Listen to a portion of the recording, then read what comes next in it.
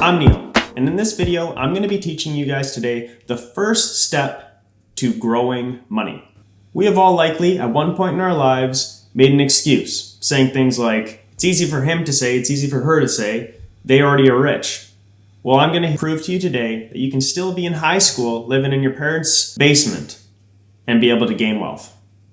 Now I'm going to give you guys two people to compare. We got two people that are both in high school, best buddies, they both work at their local superstore. They earn around part-time $1,000 a month. So in a full year, they're earning around $12,000 a year. Now one of them has different habits than the other. So one of them decides to go to Subway every day at school. He also decides to obviously purchase an extra cookie, because Subway cookies, everyone knows, are the best. That kid also likes to shop for the exclusive Air Jordans. Now his best buddy, on the other hand, he packs a lunch from school. His parents purchase the food in the fridge, like most high school students. And instead of buying the limited edition Jordan, he's just buying the latest Nike that is, an average price. Long story short, these two individuals, although earning the same amount of money, are able to save very different amounts of money. For example, the guy that buys the Subway also every Friday night, he's buying a bottle of Grey Goose. The other guy decides to buy a bottle of Alberta Pure.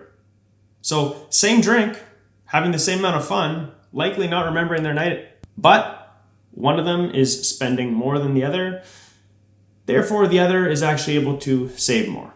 And again, their experiences here are the same.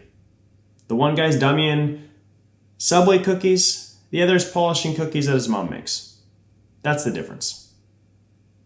Now, I'm going to be giving you guys another situation. We have two individuals, and they're both earning $100,000 a year. One decides to live in a luxury condo downtown. Meanwhile, the other gets a more modest apartment downtown. Now, the one in the luxury condo finds himself going to Starbucks every single day to buy the pumpkin spice latte or the mocha or the frappuccino. Meanwhile, the other isn't getting Starbucks every day. He's getting it here and there, but typically he's just bumming the free coffee from, the company coffee stand. Two people, same job, living in the same general area, earning the same amount of money. Who's going to be saving more? Right? The reality is, income brackets do not correlate with savings. Spending habits correlates with savings. So get this. Sports Illustrated did a study and found that 78% of NFL players 2 years after retirement, so 2 years after making millions of dollars, file for bankruptcy. And they found in the NBA, it took 5 years for 60% to file for bankruptcy. Now, these are people amassing typically millions of dollars. However, because their spending habits are poor, they lose it all. So it doesn't matter how much you earn, you have the ability to save money based on your expenditures and your spending habits. So why am I talking about saving? Well, simple. In order to grow money, you need to start with a little bit of money.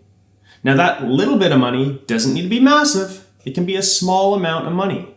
We recommend when you start to accumulate some wealth, you only focus on appreciating assets. These can be in the form of companies, so a growing company.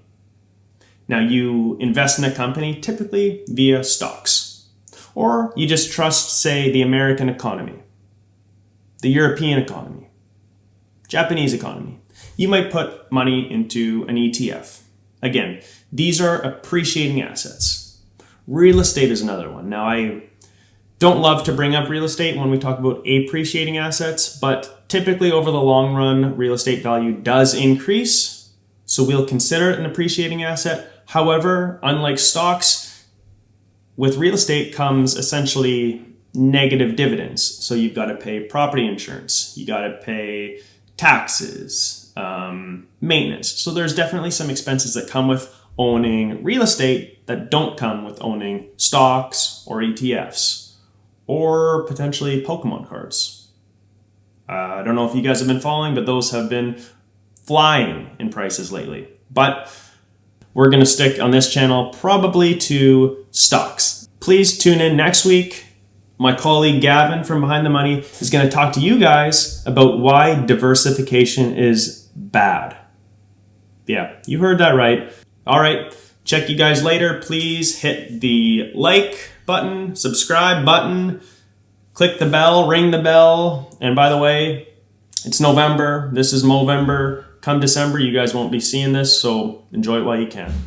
Thanks, guys.